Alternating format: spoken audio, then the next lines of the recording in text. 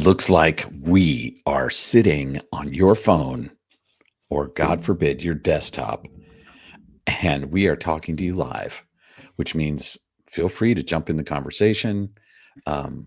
We get together and do these outtakes whenever we feel like it. We talk about whatever we want. It's a nice reprieve for Greg and I because we miss just being able to hang out and be funny with each other.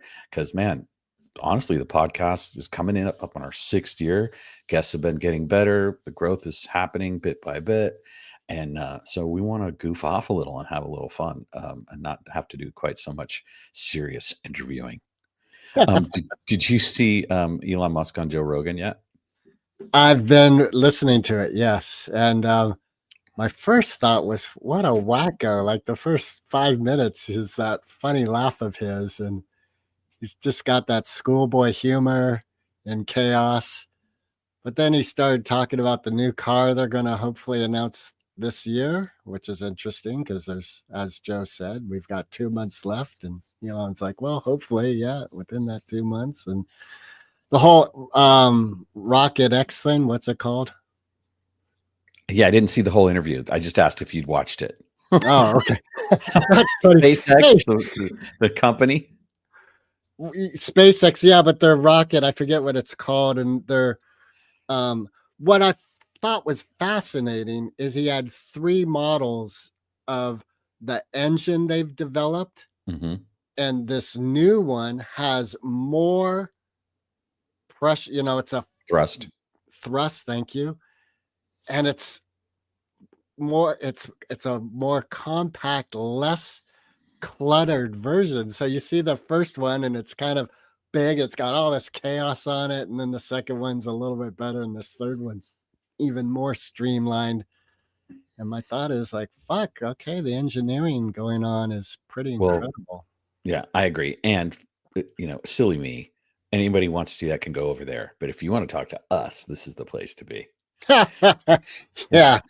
We were talking about some crazy things today on our Moped Outlaws production meeting with Eileen, and the dating came up. But one of the things I'm really excited about is we are going to have Ellen Hewitt on to talk about her new book, Empire of Orgasm, which is all about one taste.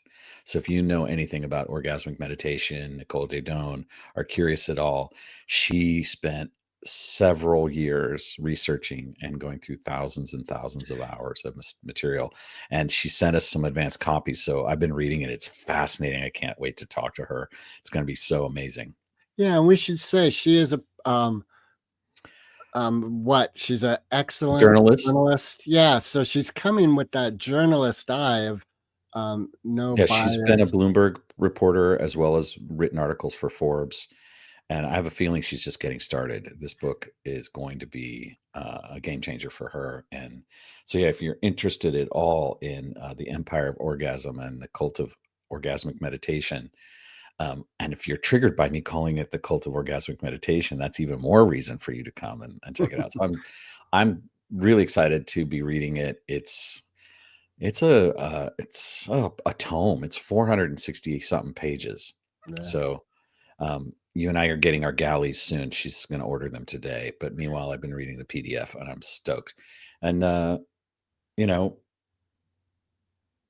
whole thing about dating apps, like they're just a money grab, right? Like you're single, right? Well, I've never paid for one of those apps. Mm-hmm. But I do believe there's this realm of dating in the digital world. Like,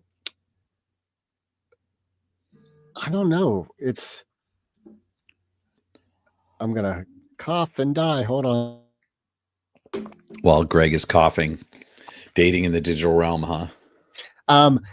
Yeah. So for me, like what I think about, what is it I'm looking for in a romantic relationship? And I'm looking for that ride or die and the deep connection where life's challenges kick you in the head. Like, for instance, that episode we just recorded, I think it was us. Anyway, we were talking about the oven, and and the person said, yeah, it was, we just recorded that. It's going live, I think, next Monday.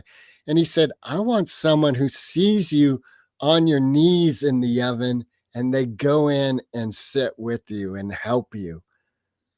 You're talking about a therapist, not a girlfriend. No, no, I'm not. I'm talking about anyone in my life. Like, I think you're someone who's willing to go into the oven if I'm in the oven and help me out. And I think part of that choice comes because you know that ultimately I don't want to sit in this victimhood spiral. You know, I authentically want to get out. And how are you going to put that on a 2-minute bio resume on an app? I get that's what you want. And I think you've got the cart before the horse there. Right? Like leading with that is telling. And I don't want to make this too personal, but Go ahead, make it as personal as you want. no one wants to date someone whose first metaphor is about whether or not they're going to need to be rescued from suicide. No one? No one? It doesn't have to be suicide. What's else's head in the oven then? Not head in the oven. Oven is an analogy for when. Okay, well, it was just an unclear analogy. That's why I'm saying. Like, for you, it was. For me, it was very clear. I get that. I'm so glad you're providing clarity. My point is not that is this idea that we all hope for that kind of ride or die for sure. I definitely want that. And when I'm in my emotional depths and I'm not doing well, yeah, of course I want someone who's going to be empathetic with me and get in there and be with me as opposed to tell me how to fix it, right? So I think that point is well taken. But I think that the gateway to that, the level at which courtship, the art of courtship, is being sort of lost in our culture. And it might be that I'm 62 and people think courtship is a complete as what's obviously it's changed. There's a whole new courtship ritual I have no idea about, which it used to be, 12 years ago is Netflix and chill was one, and that ain't true anymore. I mean, I don't know what it is, but I hope it's working for you, whatever, wherever Heroin you and are. crack. What? Heroin and crack. Yeah, that is just such a turn off when you say shit like that. That's why I say it. I know this is the thing about you. You lead with your toxic shadow because it's easier than actually being vulnerable, I think. And I hate saying you statements to my best friend and and partner. This is going to be about dating in general, but it's become about you. Always making it about you. Well, and that's making it about me too. Let's just take it on. Like I said during our production meeting, in the event that I was single, and I'm happily not single right now, I would use in real life approach, the IRL approach of going to social events, um, walking up to someone I don't know and taking off my COVID mask and going, "Hey, um, I really felt like I wanted to get to know you, and do you want to have a cup of coffee?" And I know I'm going to get a lot of no's that way, and I'm also going to get, "Would you please put your mask back on?" You have a full face mask. But part of fava beans. what comes to mind though, if we're keeping it real life, is you and I have gone out in the world and done some out in the world episodes of Moped Outlaws. And look how challenging it was for us to just interact and ask, to start. Once we started, you sort of get going. But that initial, like, hey, would you be, is difficult. Being a man on the street interviewer is a really great way to understand how hard it is to create an icebreaker with someone. We are all walking around sort of somewhat protected and hidden in social circles, and women especially who suffer so much inequities and abuse from the male gaze and from this idea of just being pursued relentlessly. It's got to be tough. And stranger danger, that's a real thing. Right. So you are stepping into an uncomfortable place right away.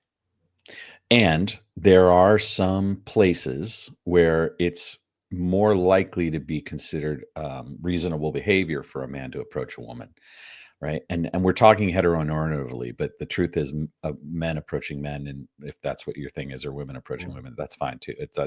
I'm just heteronormative, so that's the way I'm using language. But I think the idea is that these things, these phone things, are causing so much problems in the way that we form connections in our lives, and the opportunity to break the cycle and become more real with each other and more courageous in how we approach people is not a bad thing. And you have to get good at it. You have to be willing to realize, like, I'm going to probably get 20 no's for every one yes, and then the one yes might just be a semi congenial conversation. It might not meet the go deeper qualification, right? And it's all, the art of flirtation, like, that is such an important thing, because I'm here to tell you, gentlemen, everything is foreplay. Washing the dishes is foreplay. Oh yeah, like, I get more "you're sexy right now" comments than ever when I'm washing the dishes. In fact, they're waiting for me right now, and as soon as I'm done talking to your ass, I'm gonna go wash the dishes. Why are you talking to my ass at all then? I don't know. It's a very interesting thing. And also, like, we want to be autonomous. We want to, like you and I have many times spoken of that personal responsibility for happiness and well being. Like, my feelings are mine. Yeah. And there's this whole romantic thing of an individual's bringing joy into my life. Yeah. You can't have So both, really. and it's that time of year. Like, I think people want to get coupled up in the Northern Hemisphere around this time, Thanksgiving and the holidays. It's a time when people want to have connection with each other. And, one of the things that is present for me right now is there was a person watching, and we saw the indicator that said someone was watching, and then they weren't watching anymore. And that's exactly the feeling that we're talking about. Like, oh, oh. Yeah.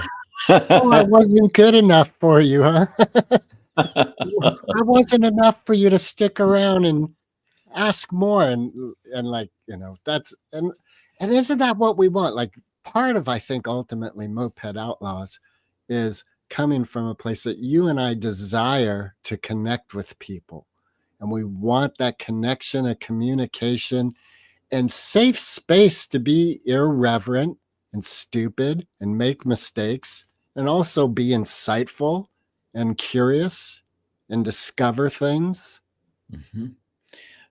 The promise of podcasting has at its core the beauty of human connection. And it can be difficult because the podcast hosts have their agenda, and the podcast guests often have their agenda. They've got something to sell, they've got a story to tell, blah, blah, blah, blah, blah. But we keep kind of, when we get in there, we're like, where's the human heart in there? Where is that? Right? Because that's when we've had the most enriching experiences. And we've had a couple recently where it's been a really intense ride. And that's what keeps bringing me back, is this idea that I get to have these adventures with you. I get to meet new people and have interesting conversations, and I learn stuff. And we ultimately want to heal the planet. We want to have socioeconomic things get healed, racial things get healed. And so being a living example of the art of conscious communication is part of the Moped Outlaws ethos. But we're also trying to do this really fun thing, which is to make it lighthearted, and where funny is the thing. But it's not as easy as it sounds. I know we've been doing it for 5 years, and it's very incremental progress, but I'm not sick of it. I love doing it. I look forward Yeah. to it every week. Yeah. And if I had $5 for every time you said heroin and crack, I would be, I'd have enough to go get coffee. Crack, heroin and crack. Right. Okay. That's Which in my 20 mind is a $20. speedball, but it really isn't, is it? Crack's not I don't know. We'd speed. have to ask John Belushi. Speaking of which, um, Have you watched Saturday Night Live recently? They've been No. pretty bad again. They It kind is of blew their wad on the 50th anniversary. That I thought was really funny. But maybe it's because humor has passed me by. I'm 62. Maybe the things that are funny aren't funny to me anymore because I'm that guy. Get off my lawn. well, I imagine that just like late night television, talk shows, that a strong element of targeting is to get that meme, that quick 2-minute video that's gonna go viral on social 2 media, minutes. You mean 30 seconds? or 30 seconds, whatever, like that. It's a lot of it's social media oriented. Um, the fact that, what's his name? Can't remember who's, Lorne Michaels Mhm. kept it alive for 50 years is amazing, Yeah. So I keep tuning in and hoping. And my hope is that you'll keep tuning into Moped Outlaws and hoping. And that once in a while you'll reach out to us and maybe join us here and make an asinine comment and liven up the place. And, you know, put down that dating app and go talk to somebody. with your face mask. Yeah. Because COVID's on the rise and long COVID's no joke.